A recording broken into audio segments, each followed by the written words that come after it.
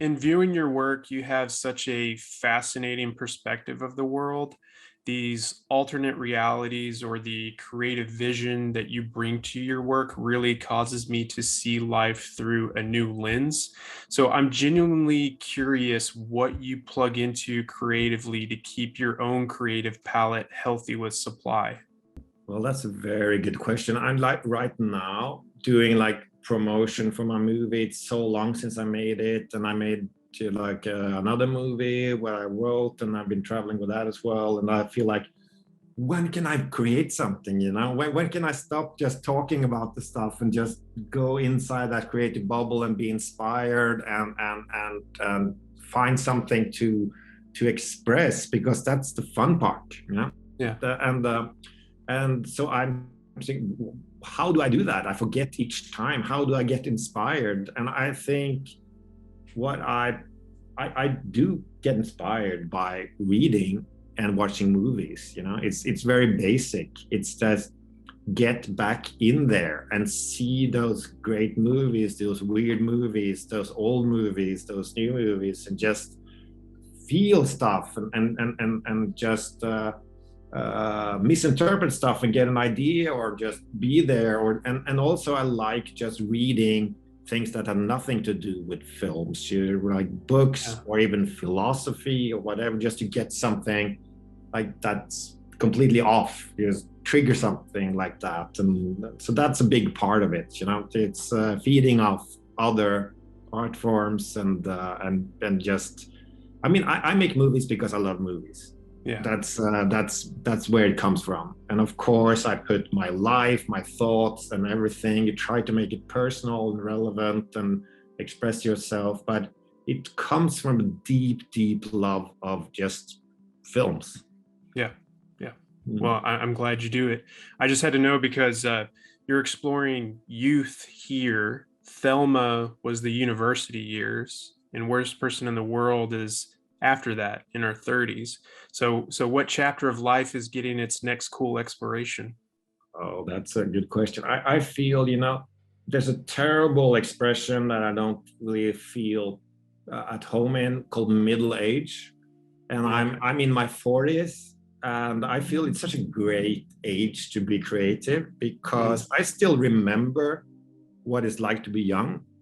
yeah. It doesn't feel that far off from me. And I also can see that I'll grow old and die soon, So I have all that. I think I can understand characters in very different ages. So maybe the next one will be a very old person. That would be interesting, to because when the body starts to become frail, and maybe even like some dementia seeps in, and there's a lot of interesting stuff in that side of life as well. So yeah, who knows? Mm. So how much do you think about like the age you are when you make a film about a certain age? So let's say if you were much younger and you were tackling this subject, how different do you think it would be as opposed to having these moments of reflection to be able to look back on it? Well, for writing The Innocents, I don't think I would be interested in doing it when I was younger. It was because of having kids, Yeah. becoming a father. That made me curious about it. I think I would have made it much more like a pure genre movie with like no understanding of what kids are really like, because I needed my kids to tap into that. I kind Mm. of forgotten what it was like to be a kid before I had my own. So I think I would have made a worse film. So what were the conversations like within your own head when it came to like avoiding the impulse to kind of go massive with the sci-fi aspect or the fantasy aspect? Because I always feel like you've been very good at that, looking at this and Thelma, where they're just mere backdrop. It's mainly just the focus on the character, and that's what makes it such an engaging experience. No, thank you. It was a very important part of this project to think that I wanted it to be about childhood and the way the kids discover the world with their hands, and that meant close-ups of details of what they're touching and eating a scab and triggering like childhood memories in the audience, hopefully, about doing stuff like that themselves. Yeah. And that meant that the VFX and the SFX needed to be as sensual and real and subtle as those shots. You know, they had to be part of the same movie, so we didn't want to exaggerate them. You know, bigger's not better always. And I felt quite early that, oh, the climax of this film will be life and death struggle between some children, and the stakes will be enormous, and we will know as an audience and the kids will know, but the adults will just walk right past and they have no idea what's happening. And if that was the climax, we couldn't go all out. Like, I mean, we have very complicated VFX shots of very many photorealistic things moving and levitating and whatever in a close-up. And we could easily have done like a whole building, all the windows exploding from some telepathic, telekinetic trigger, but that would be boring because you've seen that a million times. And that would just stop the action, because all the parents would go like, oh, we need to take our kids home, and that's the end of the story. Right. So it was like, I felt it worked for the story. I think hopefully it makes the magic more relatable and real, and it just keeps people from comparing us to those huge budget movies where skyscrapers are blown up. You know, it becomes something else, hopefully. Yeah, well, I can speak for I guess just myself. I say it does, but something in this film that I really took to was its grand sense of mystery. I love how you tease things just the right amount before moving on to the next scene. What would you say is the art to building that mystery and knowing what's the right amount of information to reveal to sustain engagement? That's the whole craft and art of it, isn't it? It's hard to answer. Just I feel the best thing is just to be true to yourself and follow what you think is interesting as a filmmaker, and just believe that other people will find it interesting as well. You know, it's the right amount of information to keep people engaged and to make it mysterious and intriguing, but not so little information that just everything is ambiguous and vague, you know. But I feel keep people wanting to know more is the clue, you know, always giving them a little less than they want. I think is better than to give them too much and making them bored and ahead of the film. It's easy to over-explain. I think that's a problem with a lot of bad films or television, is that you explain something, then you see it, and afterwards people explain what you just saw. So you get like, there's so much exposition around stuff. And I feel what's fun and what I like to do with this movie is to, let's see if I can make people understand this supernatural logic of these powers evolving and becoming more and more dangerous just by using visual language and sounds, and not having a lot of dialogues where people are talking about it and explaining it for fear that people will not understand, because people are really good at understanding visual logic as long as they're focused and interested. Yeah, I agree. I'm very grateful that you think about the audience's intelligence.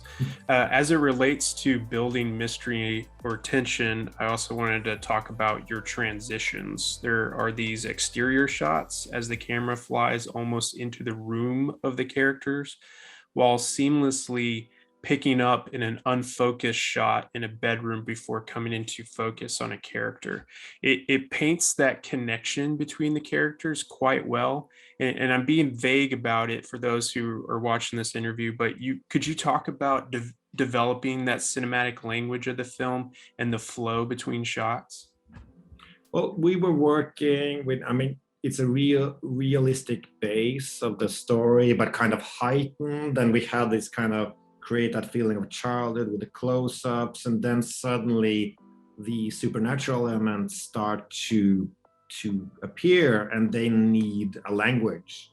Mm-hmm. And one of the things I was talking about cinematographer about, let's say, is there a way of using, I mean, the most cliche shot now are drone shots because they're so cheap and they give so much production value. So we have those shots from above, very like cool lines of the rooftops and everything. Like, but isn't there another way to use drones? You know, isn't there some way that they can move in a more unperfect way and be out of focus sometimes and not be so perfect? And that could be part of some of a way to visualize some of the connections between these kids that's kind of otherworldly, and make them feel it instead of it being explained. And we wanted some impossible shots that are more mental, in a way that you might just fly across a corner, and then in the background some of the other buildings are upside down, but you don't really see, you kind of feel that something's wrong. And we really wanted to explore those potentials and what you can do now with that technology without being obvious, you know. Mm-hmm. So that was fun and interesting, and I'm so glad when I talk to people who see it, what they got out of it, because it's usually very close to what we wanted them to understand, even though it's very abstract if you break it down to individual shots. Yeah. We're almost out of time here, so I'm going to cut you loose on this question. Another element that excites me in your work is looking at the use of animals and the symbols that they may serve in the narrative. Thelma, obviously, there's the bird, and we have a cat briefly used here. So I'm curious what your fascination with animals are and the tools that they can serve in the storytelling. And there's also snake, you know, yes, exactly. and we have a snake in both Thelma and here, actually. The thing is that for me, I'm not a big fan of symbolism, but in Thelma, we felt it was right to use symbolism because it's in a Christian setting. The character has been raised in a very heaven and hell kind of way. So and she's been reading the Bible and she's been learning about that. So of course, in that context, a snake means something, you know, right. and other animals will also mean something because you're used to seeing the word in a symbolic way. In this movie, the animals mean something else, you know. It's very, I think they're not symbolic. They are very much like it's about what animals are around them and what they mean in relation to the character. It's something else. But I would never recommend anyone to film something with a cat because they don't cooperate. But it's very interesting to see that relationship someone has with their cat. And I am a cat person. I have 2 cats and I love cats. And you're very intimate with them, and someone else being cruel to that animal is devastating. And it's even more provoking to people than if you're cruel to a kid, you know, in a fiction film. It's something very, it's a very clear line that someone crosses in the film. And for me, it was important to remember that most people have been cruel to animals when they were young, even if they just stepped on a rainworm or if they destroyed an anthill, you know. We all have done stuff like that, and that was part of being a child. And I want people to think about why do we do that. Yeah So the kid who plays Benjamin's okay, right? He's okay, the cat's okay, everyone's okay. It's it's a fiction film. We were nice to everyone.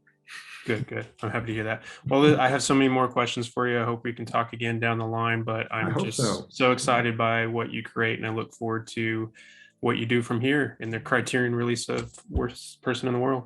Yeah, that's an honor. I'm so happy about that. Yeah. Well, thank you. So nice to talk to you. Yeah, nice to talk to you. Take care.